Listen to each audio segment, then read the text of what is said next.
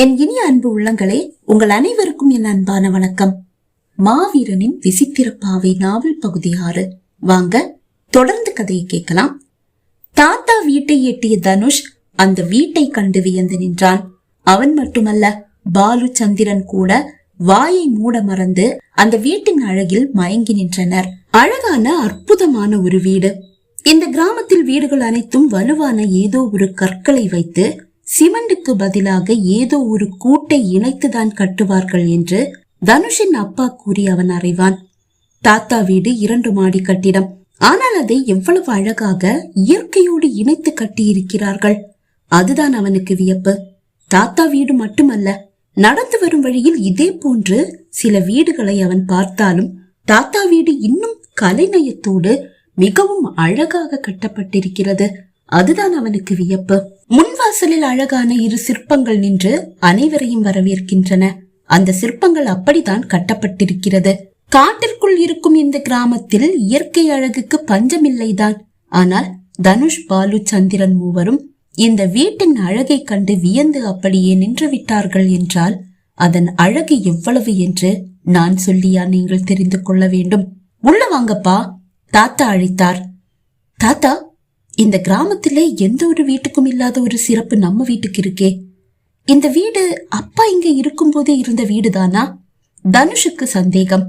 சிரித்தவர், உங்க அப்பா பிறந்து வளர்ந்த வீடு இதுதான்.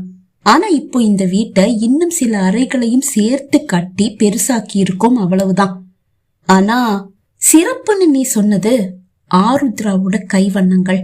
இதோ இங்க இருக்குதே இந்த சிற்பங்கள், சுத்தி இருக்கிற தோட்டம், வீட்டுக்குள்ள இருக்கிற சில ஓவியங்கள், விளக்கு, அதெல்லாம் ஆருத்ராவோட கற்பனைகளும் கைவண்ணங்களும் தான்.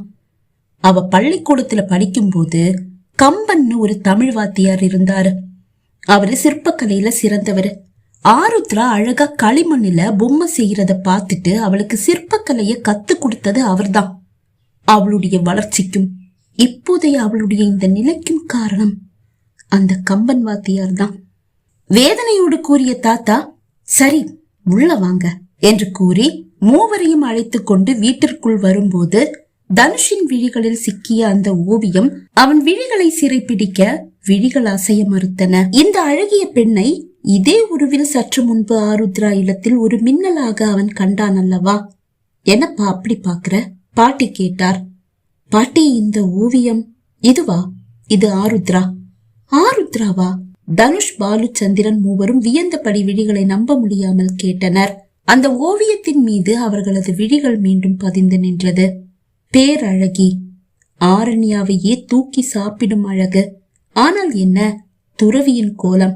ஆமாப்பா, இந்த கிராமத்திலேயே சிறந்த பேரழகின்னு சொல்லி இந்த கிராமமே ஒண்ணு சேர்ந்து ஆருத்ராவுடைய 15வது வயசுல அவளை தேர்வு செஞ்ச அன்னைக்கு நீ நானும் போட்டி போட்டுக்கிட்டு அவளை கல்யாணம் பண்ணிக்கிறதுக்காக இளைஞர்களும் அவங்க அப்பா அம்மாவும் நம்ம வீட்டு வாசல்ல வந்து நின்னாங்க.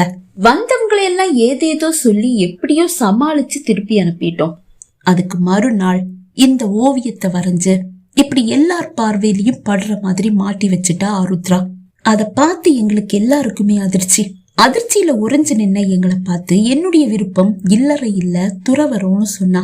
அவ சொன்ன இன்னொரு வார்த்தை இருக்கு, அதை இந்த ஓவியத்தோட பாதத்தில் அவ எழுதி வச்சிருக்கா. பாட்டி கூற தனுஷின் பாதங்கள் அவனையும் அறியாமல் அந்த ஓவியத்தை நாடி சென்றது. பட்டு போன்ற அவளது பாதத்தின் அடியில், இந்த உடல் மண்ணுக்கு சொந்தம், இந்த உயிர் இறைவனின் திருவடிகளுக்கு சொந்தம் என்று எழுதியிருக்கிறது. அவன் கரம் மெல்ல உயர்ந்து அந்த வார்த்தைகளை மெல்ல வருட 1-2 விரல்கள் அவள் பாதத்தை தொட்டது. சட்டென்று அவன் கையை இழுத்து கொண்டான். ஒரு பெண்ணின் பாதத்தை ஸ்பரிசித்த உணர்வு அவனுக்கு. தன் விரல்களை நம்ப முடியாமல் அதை வியப்போடு பார்த்த தனுஷ் மீண்டும் அந்த எழுத்துக்களை வருடுவது போன்று ஆருத்ரா பாதத்தை வருடினான். ஆம், ஓவியத்தை அல்ல, ஒரு பெண்ணின் பாதத்தை வருடுவதை அவனால் உணர முடிந்தது. அந்த ஸ்பரிசத்தை இங்கு ஆருத்ராவும் உணர்கிறாள். துள்ளி எழுந்தவள் என்ன நடக்கிறது என்று அறியாது திகைத்தாள். தனுஷின் விரல்கள் அவள் 2 பாதங்களையும் மாறி மாறி வருட ஆருத்ரா பதற்றத்தோடும் கலவரத்தோடும் கோயில் வாசலுக்கு விரைந்தாள். முருகா, இது என்ன சோதனை? எனக்கு எதுவும் புரியல, அவள் சத்தமாக கேட்டாள். கோயிலுக்கு வந்த பக்தர்களில் சிலர் அவளை கண்டு கை கூப்புவதும் சிலர் முகம் சுளிப்பதும் விலகி செல்வதுமாக இருக்க அவள் திரும்பி தன் குடிசைக்கு வந்து விட்டாள். தனுஷின் வருடலை அவள் பாதம் இப்போதும் உணர்கிறது. கோபமாக தன் பாதங்களை பார்த்தவளுக்கு வியப்பு தாழவில்லை. பாதத்தில் இருந்த காயங்களை இப்போது காணவில்லை. ஆருத்ரா பாதங்களை வருடி கொண்டிருந்த தனுஷின் அருகில் வந்த தாத்தா, என்னப்பா இந்த வார்த்தைகள் உன்னை ரொம்ப கவர்ந்து இழுக்குது போல. தாத்தா குரலை கேட்டு தன் நிலைக்கு வந்த தனுஷ் தன் கையை இழுத்து கொண்டான். ஆமா தாத்தா, ஆருத்ரா இந்த வார்த்தைகளை அவளுக்காக எழுதியிருக்கலாம். ஆனா இது உலகத்துல இருக்கிற எல்லாருக்கும் பொருந்தும். ஆனா அதுக்காக எல்லாருமே துறவியா வாழணும்ன்ற அவசியம் எல்லாம் இல்ல. இல்லறத்துல ஈடுபடுறவங்க கூட கடவுளுடைய திருவடிகளை போய் சேரலாம். உண்மைதான் என்றார் தாத்தா. இதே நேரம் ஆருத்ராவின் குடிசையில் தனுஷ் ஆருத்ரா பாதத்திலிருந்து கையை இழுத்து கொண்டதையும் ஆருத்ரா உணர்ந்தாள். அவள் நிம்மதியோடு வந்து விழி மூடி தியானத்தில் அமர்ந்தாலும் தன் பாதங்களை வருடியது யார் என்ற சிந்தை அவள் மனதை அலட்டியது. அப்போதுதான் அவள் செவியில் அந்த ஆணின் வார்த்தைகள் ஒலித்தன. இந்த புண்ணான உன்னுடைய உடலை காதலோட எவன் ஒருவன் தொடுவானோ அவன்தான் உன்னுடைய கணவன்.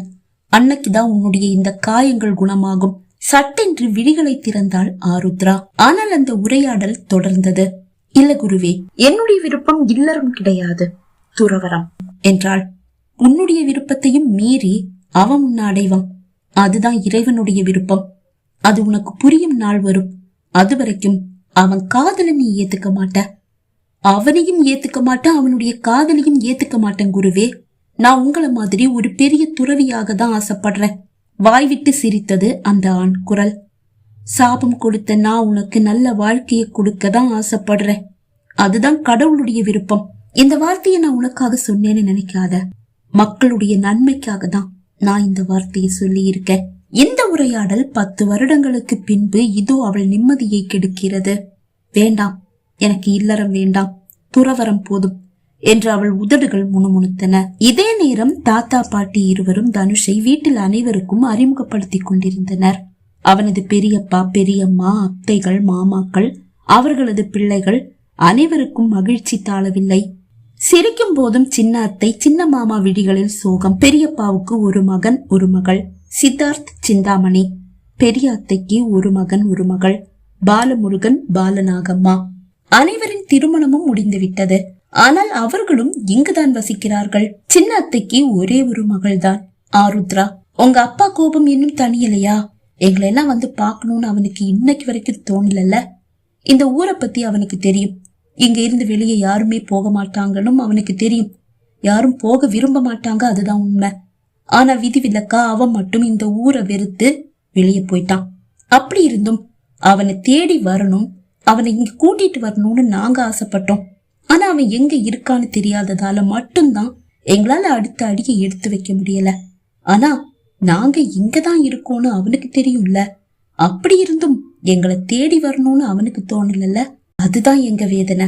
பெரியப்பா கூற, பெரியப்பா அப்பா இன்னும் 2 நாள்ல இங்க வந்துடுவாரு. தனுஷ் கூறியதை கேட்டு அனைவருக்கும் மகிழ்ச்சி. என்ன 2 நாள்ல கலிங்கநாதன் இங்க வருவானா? பெரியப்பாவும் பெரிய அத்தையும் கேட்டனர். அண்ணன் வராரா? சின்ன அத்தையும் கேட்டார். ஆமா, என் கல்யாணத்தை நடத்தி வைக்கிறதுக்காக வராரு. கல்யாணமா? அனைவரும் ஒரே குரலில் கேட்க அவன் நடந்த அனைத்தையும் அவர்களிடமும் கூற, ஆரண்யாவா? அவளை கட்டிக்க நீதான்ப்பா கொடுத்து வச்சிருக்கணும். அனைவரும் ஒரே குரலில் கூறினார். அப்படிதான் தனுஷும் நினைத்துக் கொண்டிருந்தான். ஆனால் ஏனோ இப்போது அவனுக்கு அப்படி தோன்றவில்லை. அவன் விழிகள் அவனையும் அறியாமல் ஆருத்ரா ஓவியத்தின் மீது சென்று பதிந்தது. அப்போது தம்பி என்று கனகராஜ் அங்குள் குரல் அவன் செவியில் வந்து விழுந்தது. தனுஷ் தலையை திருப்பி பார்த்தான். கனகராஜ் அங்குளும் ஆறுமுகனும் வீட்டிற்குள் வருகிறார்கள். தம்பி, உங்க வீட்டுல வாடகைக்கு குடியிருந்தவங்க காலி பண்ணிட்டாங்க. சாவி இப்பதான் கைக்கு வந்தது. நீங்க கோயிலுக்கு போனீங்களேன்னு அங்க போனா உங்க அப்பா ஃப்ரெண்டு வீட்டுக்கு வந்திருக்கீங்கன்னு கோயில்ல இருந்த என்னுடைய ஃப்ரெண்ட் ஒருத்தன் சொன்னான். எந்தாங்க தம்பி சாவி. சாவியை நீட்டியபடி கனகராஜ் அங்குள் கூற, கனகராஜ், இவன் உன்னுடைய நண்பன் கலிங்கநாதனுடைய நண்பன் பையன் கிடையாது, கலிங்கநாதனுடைய பையன். தாத்தா கூற, உண்மையாவா என்று வியந்த கனகராஜ், அப்படின்னா கலிங்கநாதன் ஊருக்கு வர போறானா? நான் அவனுக்கு சம்மந்தியாக போறேனா? என்னால நம்பவே முடியல. இந்த விஷயத்த உடனே ஆரண்யா கிட்ட சொல்லணும். உற்சாகத்தோடு அவர் கூற, அப்ப ஆரண்யாவுக்கு தனுஷ் கலிங்கநாதன் அங்குள் பையன்னு சந்தேகம் இருக்கிறதா என்கிட்ட சொன்னா. ஆறுமுகன் கூற, அது எப்படிப்பா? வியப்போடு கனகராஜ் அங்கிள் கேட்டார். தெரியலப்பா, ஆனா அவ என்கிட்ட அப்படிதான் சொன்னா. அப்போது தங்களை யாரோ பார்த்து கொண்டிருப்பது போல் தனுஷ் மீண்டும் உணர்ந்தான். அவன் விழிகள் பாலு, சந்திரன் இருவரையும் பார்த்தது. அவர்களும் எதையோ தேடுவதை கண்டான். என்ன பாலு என்று கேட்டான். சார், யாரோ நம்மள கண்காணிக்கிற மாதிரியே தோணுது. உங்களுக்கு தோணுதா? ஆம் என்று தலையை அசைக்க, சார் எனக்கு என்னவோ அது ஆருத்ரா வேலையா தான் இருக்கும்னு தோணுது. அவளுக்கு ஏதோ சக்தி எல்லாம் இருக்கிற மாதிரி எனக்கு தோணுது. சந்திரன் கூற, எனக்கு அப்படி தோணல என்றான். அப்படின்னா ஆரண்யா என்று இழுத்தான் பாலு. தனுஷ் பதில் ஒன்றும் சொல்லவில்லை. மூவரும் தங்களுக்குள் பேசிக் கொள்வதை கண்ட தாத்தா, என்னப்பா நீங்க உங்களுக்குள்ளேயே பேசிக்கிறீங்க என்று கேட்டார். இல்ல தாத்தா, வீட்டு சாவி கைக்கு வந்துடுச்சு, நாம எங்க தங்கலான்னு கேக்குறாங்க. இதுல என்னப்பா சந்தேகம்? எங்கேயே தங்குங்க.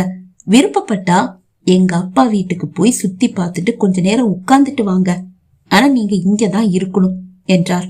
சரி தாத்தா என்றவன் கனகராஜ் அங்களை பார்த்தான். அங்கிள் நீங்க கிளம்புங்க, அப்பா அம்மா வரும்போது வீட்டுக்கு வரும். சரிப்பா என்றவர் ஆறுமுகனோடு திரும்பினார். தாத்தா பாட்டியோடும் தன் உறவினர்களோடும் கதை பேசிக் கொண்டிருந்த தனுஷ் இரவு 9:30 ஆனதை கூட அறியவில்லை. வாங்கப்பா சாப்பிடலாம், பாட்டி அழைக்கும் போதுதான் நேரத்தை பார்த்தான். அனைவரும் ஒன்றாக அமர்ந்து இரவு உணவான கேழ்வரகு களி உண்டு எழும்போது 10 மணி. உடனே அனைவரும் படுக்கைக்கு சென்று விட்டனர். மூங்கில் கட்டிலில் போடப்பட்டிருந்த பருத்தி மெத்தையில் படுத்ததும் தூக்கம் விழிகளை தழுவியது. ஆனால் வலுக்கட்டாயமாக விழிகளை திறந்து வைத்துக் கொண்டு நேரத்தை கடத்திய தனுஷ் இரவு 11 மணி ஆன போது மெதுவாக எழுந்து ஆளுக்கு வந்தான். ஆருத்ரா ஓவியத்தின் முன்னால் வந்து நின்றவன் கையை உயர்த்தி அவளது கையை தொட்டான். வெறும் தரையில் மூங்கில் பாய் விரித்து படுத்திருந்த ஆருத்ரா அதை உணர்ந்து சட்டென்று விழித்தாள். இது என்ன விசித்திர உணர்வு? எழுந்து அமர்ந்தவள் ஸ்பரிசத்தை தவிர்க்க முடியாமல் தவித்தாள். ஏனென்று தெரியவில்லை அவள் கண்முன் தனுஷின் முகம். எழுந்து குடிசைக்குள் குறுக்கும் நெடுக்கும் நடந்தவள் ஒரு தருணத்தில் கதவை திறந்து கொண்டு தாத்தா வீட்டை நோக்கி நடக்க ஆரம்பித்தாள். பகுதி 6 நிறைவடைந்தது.